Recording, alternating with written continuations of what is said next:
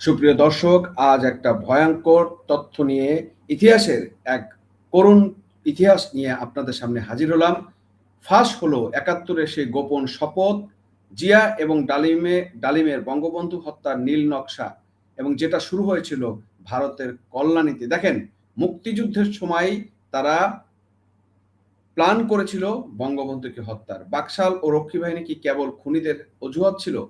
Major ডালিমের নিজের মুখে স্বীকারোক্তির পর বিএনপি কি আর মুখ দেখাতে পারবে? এই প্রশ্নগুলো আমাদের থাকবে। পাকিস্তানের কারাগারে বন্দী মুজিবের বিরুদ্ধে কেন এই বিশ্বাসঘাতকতা ছিল? দেখুন, ৭৫-এ ১৫ই আগস্টের নেপথ্যে ষড়যন্ত্র এবং মুক্তিযুদ্ধের ভিতরে মীর জাফরদের লোমহর্ষক ঘটনা। দর্শক, আজ আমরা এমন এক ইতিহাসের মুখোমুখি দাঁড়াবো যা আপনারা বা আপনার ৭৫-এ ১৫ই আগস্টের সংজ্ঞাকে চিরতরে বদলে দিবে। আমরা এতদিন জেনে এসেছি বাকশাল গঠন হয়েছিল বলে, রক্ষী বাহিনী গঠন করা হয়েছিল বলে, কিংবা বঙ্গবন্ধু একনাক হয়ে গিয়েছিলেন বলে তাকে হত্যা করা হয়েছিল। কিন্তু আজ যে তথ্য আপনাদের সামনে দেব তা প্রমাণ করে দেবে যে এসব ছিল সেফ খুনিদের সাজানো অজুহাত। দর্শক, আপনারা কি জানেন, যখন বঙ্গবন্ধু পাকিস্তানের লায়ালপুর কারাগারে বন্দী হয়ে ফাঁসির দিন গুনছিলেন, যখন এদেশের মানুষ তার মুক্তির জন্য প্রার্থনা করছিল, ঠিক সেই ১৯৭১ সালের কলকাতায় কল্যাণীতে বসে জিয়াউর রহমান এবং মেজর ডালিমরা বঙ্গবন্ধুকে হত্যার চূড়ান্ত পরিকল্পনা করেছিলেন। পবিত্র কোরআনের শরীফ ছুঁয়ে তারা শপথ করে নিয়েছিলেন এই মহানায়ককে সরিয়ে দেওয়ার। আজ আমরা তুলে ধরার চেষ্টা করব এবং প্রমাণ দেওয়ার চেষ্টা করব কিভাবে মুক্তিযুদ্ধের রণাঙ্গনে মীর জাফরদের জন্ম হয়েছিল এবং কেন খুনি ডালিমের নিজের স্বীকারোক্তির পর আজ বিএনপির মুখ তুলে কথা বলতে পারবে কিনা সেই প্রশ্ন আমরা করছি। ভিডিওটি শেষ পর্যন্ত দেখুন, কারণ আজ আমরা ইতিহাসের গভীর ক্ষতের একটি অংশ আপনাদের সামনে তুলে ধরব। দর্শক, ইতিহাস বড় নির্মম। ১৯৭১ সালে যখন সারা দেশ রক্তক্ষয়ী যুদ্ধে লিপ্ত, তখন কলকাতার কল্যাণীতে বসেছিল এক গোপন সেনা পরিষদ সভা। এই সভায় উপস্থিত ছিলেন জিয়াউর রহমান এবং তার অনুগত কিছু অফিসার, যাদের মধ্যে মেজর ডালিম ছিলেন অন্যতম। তথ্য বলছে, সেখানে তারা পরিকল্পনা করেন যে বাংলাদেশ স্বাধীন হলে তারা ক্ষমতা দখল করবেন এবং শেখ মুজিবুর রহমানকে সরিয়ে দিবেন। দর্শক, আপনারা কল্পনা করতে পারেন বঙ্গবন্ধু তখন পাকিস্তানের অন্ধকার কুঠুরিতে মৃত্যুর সঙ্গে পাঞ্জা লড়ছেন, আর এক মেকি মুক্তিযোদ্ধারা এখানে বসে তাকে হত্যার নীল নকশা আঁকছিল। পবিত্র কোরআন শরীফ ছুঁয়ে তারা শপথ নিয়েছিল যে শেখ মুজিবকে তারা বাঁচতে দেবে না। এই শপথ প্রমাণ করে যে ৭৫-এর ১৫ই আগস্ট কোনো তাৎক্ষণিক ক্ষোভের বহিঃপ্রকাশ ছিল না। এটি ছিল দীর্ঘ কয়েক বছরের সুপরিকল্পিত একটি রাজনৈতিক হত্যাকাণ্ড। যারা এই ৭১-এর হত্যার পরিকল্পনা করে ফেলেছিল, তাদের কাছে বাকশাল বা রক্ষী বাহিনী তো স্রেফ একটা প্রচারণার হাতিয়ার ছিল। এটাই এখন প্রমাণিত হবে। দর্শক, আমরা ডালিমের বক্তব্যটা শুনবো। সেখানে এই যে সাংবাদিক ইলিয়াস,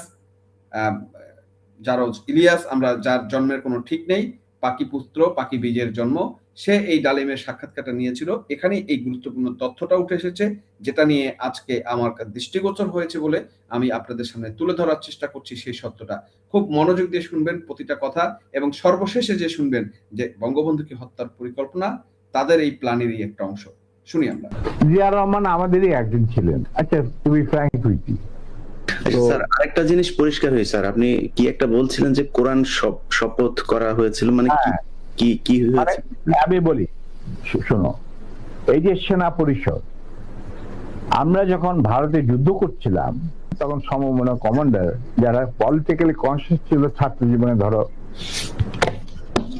পরবর্তী জীবনে, তখন আমরা ওই মুক্তিযুদ্ধের আড়ালে আমরা সেনা পরিষদের বীজ বপন করি। তারা তাকে সেক্টর কমান্ডারের অবস্থান থেকে সরিয়ে এনে হেডকোয়ার্টার ডাম্প করে এক সেফ হাউসে, মানে আমাদের কিছু সেফ হাউস ছিল যেখানে আমরা থাকতাম আর আমাদের সাথীরা ঘুরে আসতাম কল্যাণী। দর্শক, এখানে যে কথাটা খেয়াল করেন, মুক্তিযুদ্ধের আড়ালে তারা এখানে ষড়যন্ত্রে লিপ্ত হয়েছে, এবং সেটা এখন সে উচ্চ স্বরে স্বীকার করছে সেই সময়ের ইতিহাসটা।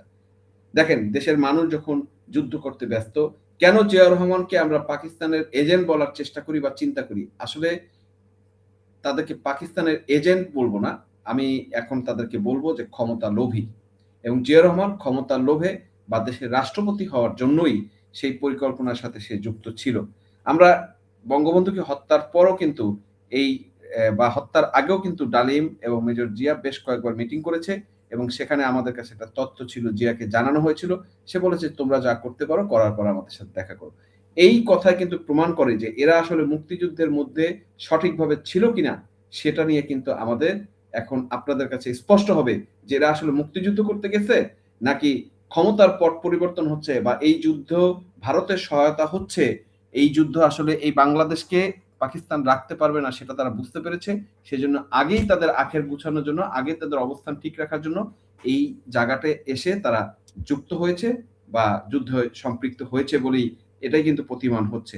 ওর বক্তব্যগুলো আমরা আরো একটু শুনি। মানে এই স্বভাব ক্যালকাটা কেউ যে মানে আশেপাশে যায় তখন কিন্তু কারণ আমি জিয়া রহমানকে অনেক আগে চিনি, পাকিস্তান আমার একসাথে কাজও করি। আমি গিয়ে ওনার সাথে যোগাযোগ করি এবং তাকে বুঝাই যে স্যার আপনি ধৈর্য ধরুন, আমরা আপনাকে সহজে হারাবো না। তখন আস্তে আস্তে আমরা বলি যে আপনি এরকম আসল উদ্দেশ্য যে ভারতে সেটাকে বানচাল করার জন্য এখন থেকে আমরা প্রস্তুতি নিচ্ছি। আপনি কি আমাদের সাথে থাকবেন কি থাকবেন না সেটা আমাদের। দেখেন এই জাতটা কত বড় মুনাফিক, যে ভারত আমাদের 1 কোটি মানুষকে তাদের দেশে আশ্রয় দিয়েছে তখন যুদ্ধের সময়। ভারত কিন্তু তখনও যুদ্ধে জড়ায় নাই।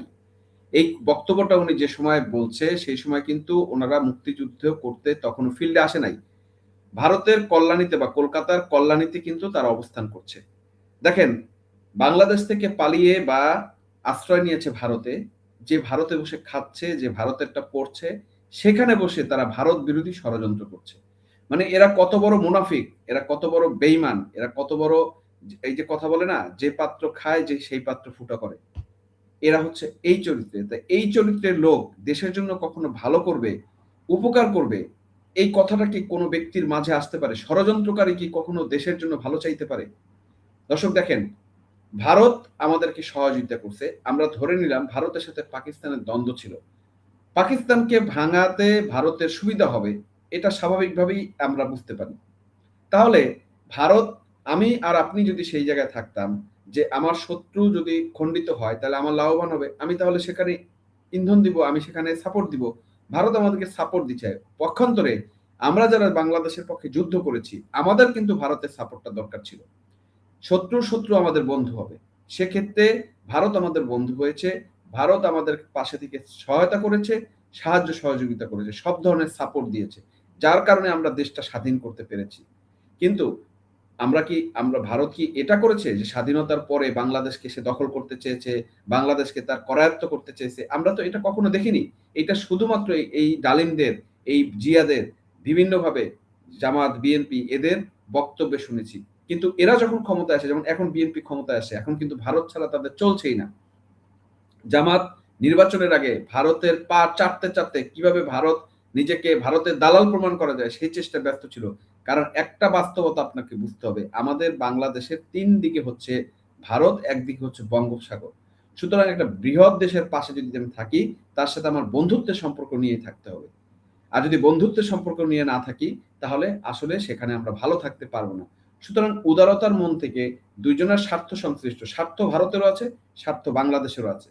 দুইজনের স্বার্থ নিয়ে যার যার স্বার্থকে কে কতটুকু বার্গেনিং করে কার কাছ থেকে কতটুকু নিতে পারে সেটা হচ্ছে কূটনীতিক বিষয়। এটা হবে, কিন্তু আমরা যে ভারত বিরোধী তকমা, ভারত বিরোধী বা কথাবার্তা বারবার বলছি, এই কথাটা তো ঠিক না। কারণ ভারতের সাথে আমাদের কিন্তু সাংস্কৃতিকগত, ইতিহাসগত, পরিবেশগত, ভৌগোলিকগত অনেক কিছু আমাদের মিল। পশ্চিমবঙ্গের সাথে আমাদের প্রচুর মিল, প্রচন্ড মিল। আমরা মানে একই জাতি, সেক্ষেত্রে আমাদের ভিতরে একটা সম্পর্ক থাকবে, এটাই স্বাভাবিক এবং সেটাই থাকা উচিত। কিন্তু এই ভারত বিরোধী তকমা দিয়ে এই তথাগত এই কুলাঙ্গাররা, এই স্বাধীনতা বিরোধী, এরা দেখেন এরা মুক্তিযুদ্ধের ভিতরে গুপ্ত মুক্তিযোদ্ধা ছিল। আজকে যে জামাতের যে গুপ্ত বলা হয়, এরা হচ্ছে ৭১-এর সেই গুপ্ত, যারা মুক্তিযুদ্ধের ভিতরে থেকে ষড়যন্ত্র করেছে মুক্তিযুদ্ধকেই বানচাল করতে বা মুক্তিযুদ্ধের নেতৃত্ব শূন্য করার জন্য। এরা হচ্ছে দেশের ভয়ঙ্কর শত্রু, ভয়ঙ্কর বেঈমান। দর্শক শুনি ওর কথাগুলো আরো। আমি আমাদের তরফ থেকে আমাকে পাঠানো হয়েছে জানার জন্য, কারণ আমি আপনার কাছে সবচেয়ে ক্লোজ ছিলাম পাকিস্তান আর্মিতে, সবাই জানে। আচ্ছা, উনি বললেন কি তোমাদের কর্মসূচি? তখন আমি তাকে আমাদের কর্মসূচি দিলাম, যেটা 25 বছরের একটা কর্মসূচি ছিল। ইলিয়াস, তুমি যদি এই কর্মসূচিটা পড়ে, এই কর্মসূচিটা আমরা তৈরি করেছিলাম বিভিন্ন সেক্টরের মুক্তিযোদ্ধা এবং অন্যান্য সাধারণ জনগণের আশা আকাঙ্ক্ষার পরিপ্রেক্ষিতে। সেই কর্মসূচিটা পড়ার পর উনি এটাকে মেনে নেন।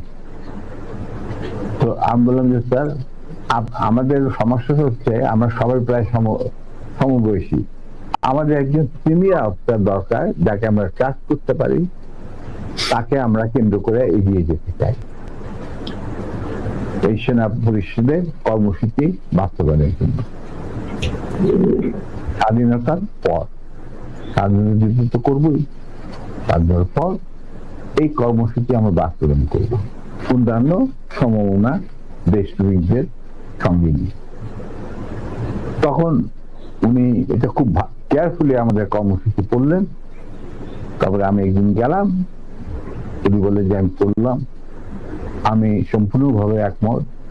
স্বাধীন বাংলাদেশকে একটা সুখী, সমৃদ্ধ, আত্মনির্ভরশীল এবং আমাদের সংস্কৃতির ভিত্তিতে নতুন বাংলাদেশ গঠন করার জন্য এর চেয়ে ভালো কোন রকম কর্মসূচি হতে পারে না। আমরা ধাপে ধাপে এটাকে কার্যকারী করব। তখন আমি বললাম, তাহলে কি আপনি আমাদের সাথে কাজ করতে রাজি আছেন? আমরা আপনাকেই আগে রেখে আমরা কাজ করতে চাই, কারণ ইউ আর দি সিনিয়র, আমরা রয়েছি আপনার গ্রাউন্ড ওয়ার্ক করার। আপনি যদি রাজি থাকেন তাহলে আমরা একসাথে কাজ করতে, আপনাকে সামনে রেখে আমরা কাজ করতে রাজি, এগিয়ে যাব, সেনা পরিষদ এগিয়ে যাব কাজ। তখন বললেন যে আমি রাজি। তখন বললেন যে স্যার আমাদের সাংগঠনিক। দর্শক খেয়াল করেন, মানে পুরো বিষয়টা সেনা পরিষদ যে গঠন করা হয়েছে তাদের সুদূর প্রসারী একটা পরিকল্পনা, 25 বছর ব্যাপী পরিকল্পনা তারা করেছে, যে স্বাধীন বাংলাদেশে এসে তারা এই গ্রুপটা 25 একটা দীর্ঘমেয়াদী সময় নিয়েছে এবং সেই সময়ের মাধ্যমে তারা সংগঠিত হয়ে বাংলাদেশের ক্ষমতা দখল করবে, এবং এটাই ছিল তাদের লক্ষ্য এবং উদ্দেশ্য। এবং এই উদ্দেশ্যেই কিন্তু এই ষড়যন্ত্র, যে বাংলাদেশ সৃষ্টির আগে, মানে সম্পদ পাওয়ার আগে কে ভোগ করবে, যেমন বলে না যে ভাইয়ের সম্পদ বা বাবার সম্পদ, বাপ মরে যাওয়ার আগে বাপের মৃত্যুর কামনা করতেছে যে মরে গেলে সম্পত্তিটা আমি দেবো। মানে এই লোকটা কত নিম্নমানের হতে পারে, কত ভয়ঙ্কর এরা হতে পারে, কত লোভী হতে পারে, দেখেন এই কথার মাধ্যমে কিন্তু প্রকাশিত হচ্ছে। এরা কি দেশপ্রেমিক হতে পারে? দর্শক, প্রশ্নটা আপনার কাছে আমার থাকলো, শুনি ওর বাকি কথাগুলো। বিধান অনুযায়ী আপনাকে একটা কোরআন শপথ নিতে হবে, যে কোরআন ধরে আপনি বলবেন যে আমি এই কর্মসূচি ভিত্তিক কর্মকাণ্ড, সেনা পরিষদের কর্মকাণ্ড পরিচালনা করার জন্য শীর্ষ নেতা হিসেবে যোগ দিতে রাজি আছে। উনি অজু করে আসলেন, কোরআন শরীফ রাখা হলো, তার উপর হাত রাখলেন, আমি ওর হাতের উপর হাত রাখলাম, তারপরে শপথ নিয়ে দিলেন। তবে একটা শর্ত থাকতো তোমার তরফ। দর্শক, এখানে আরেকটা প্রশ্ন আমি রাখতে চাই আপনাদের কাছে, খেয়াল করেন। পবিত্র কোরআন শরীফ ছুঁয়ে তারা শপথ নিয়েছে, কিসের শপথ নিয়েছে? পবিত্র কোরআন ছুঁয়ে শপথ নিয়েছে দেশের বিরুদ্ধে ষড়যন্ত্রের। পবিত্র কোরআন ছুঁয়ে শপথ নিয়েছে ক্ষমতা দখল করার। আপনি ভাবেন, এরা ইসলামের কথা বলে, এরা কি ইসলামের ধারক বাহক কোন রকমে হতে পারে?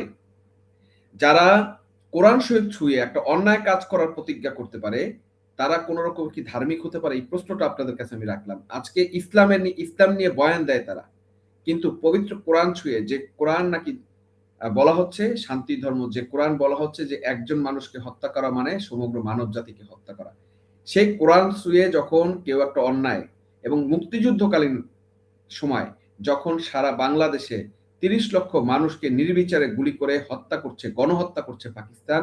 আমাদের মা বোনের ইজ্জত লুটে নিচ্ছে, 2 লক্ষ মা বোনের ইজ্জত লুটে নিচ্ছে। যখন আর্মি ক্যাম্পগুলোতে আমাদের মাদের প্রতিদিন নির্যাতনের শিকার হতে হচ্ছে, ঠিক তখন তারা ভারতের মাটিতে বসে পরবর্তী বাংলাদেশের ক্ষমতা দখলের পায়তারা করছে। সেক্ষেত্রে যদি কাউকে মারতে হয় মেরে বঙ্গবন্ধুকে হত্যা করে হলো, কিন্তু তারা ক্ষমতা নিবে, এরকম একটা জিনিস কোরআন ছুঁয়ে যদি করে, তাহলে তাদেরকে কি আমরা মুসলিম বলতে পারবো? না, এরা মুনাফিক হিসাবে মুসলিম, তাদের মুনাফিক হিসাবে তাদের মুসলমানিত্ব বলেন ইসলাম থেকে বের করে দেওয়া উচিত নয় কি? এই প্রশ্নটা আপনাদের কাছে আমরা রাখলাম, যে ধর্মকে বা কোরআনকে তারা কত নিম্নভাবে, কত হেয়ভাবে ব্যবহার করেছে, আপনারা একটু চিন্তা করে দেখেন দর্শক। শুনি ওর বাকি কথাগুলো। যে যতদিন পর্যন্ত রাষ্ট্রীয় ক্ষমতায় আমরা না যেতে পারবো, ততদিন পর্যন্ত সেনা পরিষদের সাথে আমার যে কোনো সম্পর্ক আছে সেটা প্রকাশিত করা যাবে না। আমরা সবাই পরামর্শের মাধ্যমে বললো শুধু তুমি আর নূর এই দুজনের পারমিশন থাকবে আমার সাথে যে কোনো সময় যে কোনো অবস্থায় যোগাযোগ করা। আমি বললাম আমাদের খুব বেশি যোগাযোগ করার দরকার হবে না, তবে প্রয়োজন মতো নিত্য বেসিসে আমরা দুজনেই আপনার সাথে যোগাযোগ করি। দর্শক, ষড়যন্ত্রের ডালপালাগুলো বুঝেন, মানে তারা গভীরভাবে, কত গভীরে চেষ্টা করেছে যে জিয়াউর রহমানের সাথে এই দুজন নূর এবং ডালিম এরা যোগাযোগ রাখবে, এর নিচে যারা আছে সেই যোগাযোগটা ডালিম মেনটেন করবে। তার মানে ব্রিজ হিসাবে, এই সমস্ত ষড়যন্ত্রের ব্রিজ হিসাবে কাজ করছে ডালিম এবং নূর, এবং শীর্ষে রয়েছে কে? জিয়াউর রহমান। মানে তাকে সামনে রেখেই তারা আসলে রাজনীতিটা করছে, এই জন্য জিয়াউর রহমান সায়টা দিয়েছে। শুনি তার বাকি বক্তব্য, তারপরে আমরা আসলে আসল পরবর্তী আলোচনায় যাব। তাও তার বাসায় অপশন। আপনাদের ওই 25 বছরের পরিকল্পনাতেই কি শেখ মুজিবকে ক্ষমতাচ্যুত করার পরিকল্পনা ছিল? অবশ্যই। এটা এই প্রশ্নটা তো আমার মনে হয় তোমার করাই উচিত ছিল। দর্শক, আপনারা শুনলেন একজন দেশদ্রোহী, একটা বেঈমান, একটা মুনাফিকের বক্তব্য। স্পষ্টভাবে কিন্তু সে স্বীকার করেছে যে বঙ্গবন্ধুকে হত্যার পিছনে তাদের যে 25 বছরের পরিকল্পনা ছিল ক্ষমতা দখল করার, এবং সেই পরিকল্পনার অংশ হিসেবে তারা বঙ্গবন্ধুকে হত্যা করে ক্ষমতা দখল করেছে। আপনারা দেখেছেন সুপরিকল্পিতভাবে 75-এর 15ই আগস্ট ক্ষমতা, বঙ্গবন্ধুকে হত্যার পরে খন্দকার মোস্তাকে ক্ষমতা এনে মাঝখানে একটা হিল্লা সরকার এনে পরবর্তী ক্ষমতা দখল করেছে কে? জিয়াউর রহমান। এবং এই জিয়াউর রহমান কিন্তু এই ডালিম নূরদের দেশ থেকে পালিয়ে যাওয়ার ব্যবস্থা করে দিয়েছিলেন, এবং তাদেরকে সেফ এক্সিট দিয়েছিলেন, এবং ইনডেমনিটি অধ্যাদেশ পাশ করে এদেরকে দায় মুক্তি দিয়েছিলেন। আমাদের ভাগ্য ভালো যে দুইজন লোককে, এই নূর এবং ডালিম এখনো বেঁচে আছে, বাকিগুলোর ফাঁসি হয়েছে। আমরা আশা করব যদি বেঁচে থাকে, যদি বঙ্গবন্ধু কন্যা বেঁচে থাকে, ভবিষ্যতে এই ফাঁসিগুলোর এই দুইটা যেখানে থাকুক, বিশ্বের যে প্রান্তে থাকুক, প্রয়োজনে সেই প্রান্তে, ভারতীয় ভাষায় যে হিন্দি ভাষায় বলে যে ঘুষকে মারেঙ্গে, যে দেশে থাকুক সেই দেশে যাতে এদেরকে শাস্তির ব্যবস্থা করা হয়, এটা আমার একটা দাবি থাকবে। এখন আসি দর্শক, ইতিহাস বড় নির্মম। 1971 সালে যখন সারা দেশ রক্তক্ষয়ী যুদ্ধে লিপ্ত, তখন কলকাতার কল্যাণীতে বসেছিল এই গোপন সেনা পরিষদের সভায় উপস্থিত ছিলেন জিয়াউর রহমান এবং তার অনুগত কিছু অফিসার, যাদের মধ্যে মেজর ডালি ছিলেন অন্যতম। দর্শক, এখন প্রশ্ন উঠতে পারে, তবে খুনিরা কেন 75-এর পর বাকশাল বা একনায়কতন্ত্রের দোহাই দিল? উত্তরটি খুব সহজ। আন্তর্জাতিক বিশ্ব এবং মানুষের কাছে নিজেদের রক্ষা করতে তারা কিছু মুখরোচক গল্পের অবতারণা করেছিল। কিন্তু সত্য হলো বঙ্গবন্ধু একনায়ক হয়ে গিয়েছিলেন বলে নয়, বরং তিনি বাংলাদেশকে একটি সার্বভৌম, শক্তিশালী এবং শোষণমুক্ত রাষ্ট্র হিসেবে গড়ে তুলেছিলেন বলেই তাকে সরিয়ে দেওয়া হয়েছিল। রক্ষী বাহিনীর কথা বলা হয়, কিন্তু রক্ষী বাহিনী তো ছিল একটি সুশৃঙ্খল প্যারামিলিটারি ফোর্স। পৃথিবীর কোনো দেশে এমন কোনো বাহিনী নেই যেটা এই প্যারামিলিটারি যে ফোর্স, এমন কোনো বাহিনী নেই। আসলে জিয়া এবং ডালিমরা চেয়েছিলেন ক্ষমতা, এবং সেই ক্ষমতার কারণেই কিন্তু তারা এই ধরনের প্রোপাগান্ডা ছড়িয়েছিলেন। তারা জানতেন বঙ্গবন্ধু বেঁচে থাকলে তাদের মতো উচ্চাকাঙ্ক্ষী অফিসারদের ষড়যন্ত্র সফল হবে না। ডালিমের নিজের মুখেই যখন তাদের এই পরিকল্পনার কথা উঠে আসে, তখন আর কোনো সন্দেহের অবকাশ থাকে না যে বঙ্গবন্ধু হত্যার ষড়যন্ত্র শুরু হয়েছিল মুক্তিযুদ্ধের রণাঙ্গনেই। খুনিরা কেবল সময় আর সুযোগের অপেক্ষায় ছিল। মেজর ডালিম পরবর্তীতে তার বিভিন্ন লেখা এবং সাক্ষাৎকারে এই গোপন পরিকল্পনার কথা আগার ইঙ্গিতে স্বীকার করেছেন। তিনি নিজেই যখন স্বীকার করেছেন যে তারা আগে থেকেই ঐক্যবদ্ধ ছিলেন এবং একটি নির্দিষ্ট লক্ষ্যের দিকে এগোচ্ছিলেন, তখন বিএনপি এখন এই ঐতিহাসিক সত্যকে কিভাবে অস্বীকার করবে? জিয়াউর রহমান নিজেকে স্বাধীনতার ঘোষক দাবি করেননি, কিন্তু বিএনপির লোকজন করছে, অথচ সেই স্বাধীনতার স্থপতিকেই হত্যার পরিকল্পনায় তিনি জড়িত। এটি কি কেবল ব্যক্তিগত বেইমানি? না, এটি ছিল রাষ্ট্রের বিরুদ্ধে এক সুগভীর ষড়যন্ত্র। আজ বিএনপি যে রাজনীতির কথা বলে তার ভিত্তি রচিত হয়েছে এই পৈশাচিক হত্যাকাণ্ডের উপর। যখন খুনিরা নিজেরাই স্বীকারোক্তি দিচ্ছে, যখন বিএনপির তথাকথিত তাত্ত্বিকরা কি আর কোনো খোরা যুক্তি দাঁড় করতে পারবেন? ডালিমের মুখ থেকে যখন ৭৫-এর পরিকল্পনার কথা মুক্তিযুদ্ধের সময়কার সাথে মিলে যায়, তখন ইতিহাসের আদালতের রায় আমাদের সামনে পরিষ্কার হয়ে যায়। একজন রাজনৈতিক বিশ্লেষক হিসেবে আমি বলতে চাই, বাংলাদেশের রাজনীতিতে সবচেয়ে বড় ট্র্যাজেডি হলো এই বিশ্বাসঘাতকতা।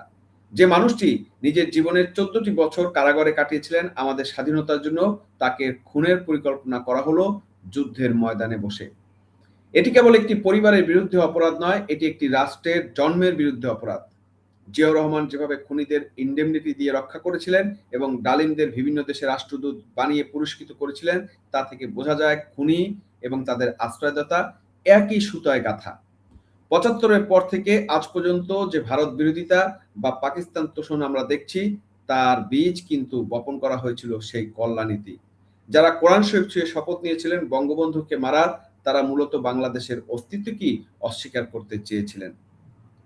দর্শক, পরিশেষে আমি যেটা কথা বলতে চাই, ইতিহাসের দায় আমাদের শোধ করতে হবে। ৭৫-এর খুনিদের প্রতিটি অজুহাত আজ মিথ্যা প্রমাণিত হচ্ছে। ডালিম আর জিয়াদের সেই গোপন শপথ আজ আমাদের সামনে উন্মোচিত। আমরা চাই বর্তমান প্রজন্ম জানুক, বঙ্গবন্ধু কোনো একনায়কতন্ত্রের জন্য নয়, বরং একটি স্বাধীন চেতা জাতির স্বপ্নের বলি হয়েছিলেন। ইতিহাস কাউকে ক্ষমা করে না। খুনিরা পালিয়ে থাকতে পারে, কিন্তু সত্যের আলো থেকে বাঁচতে পারে না। মেজর ডালিমের স্বীকারোক্তি বিএনপি রাজনীতির গালে সবচেয়ে বড় চপেটাঘাত বলে আমি মনে করি। আজ সময় এসেছে সত্য ইতিহাস চর্চা করার। দর্শক, আপনারা কি মনে করেন ৭১-এর সেই ষড়যন্ত্রই কি ৭৫-এর ১৫ই আগস্টের মূল কারণ ছিল না? কমেন্ট করে আপনাদের মতামত জানাবেন। ভিডিওটি শেয়ার করে ছড়িয়ে দিন, যাতে প্রজন্মের পর প্রজন্ম সত্য ইতিহাস জানতে পারে। আমাদের চ্যানেলটি সাবস্ক্রাইব করে সত্যের সন্ধানে আমাদের সাথে থাকবেন। দেখা হবে পরবর্তী ভিডিওতে। আজ এ পর্যন্তই। আল্লাহ হাফেজ।